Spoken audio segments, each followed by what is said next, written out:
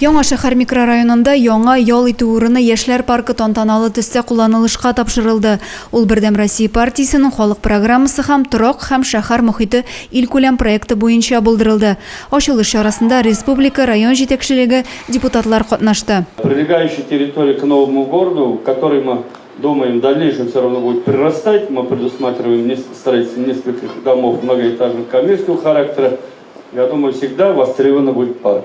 Паркны төзү 2022 елда башланды. Яшьләр сорауы буенча биредә заманча экстремаль спорт мәйданчыгы булган памп-трек ясалды. Ул инде хәзер велоспорт самокатларда йөрүчеләрнең яраткан урынына үрелде. Шулай ук әлеге мәйданчык каршында тамашачылар өчен дә урыннар булдырылган. Тренажерлары һәм гимнастика комплексы булган спорт мәйданчыгы да эшли. Ачылыш чарасында паркны булдыруда зур өлеш керткән архитекторлар һәм төзүчеләргә рәхмәт хатлары тапшырылды.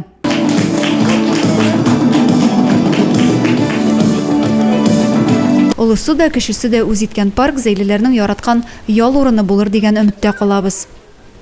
Адилә Бирханова, Юлия Казамарова, Александр Тимофеев, Зей хәбәрләре.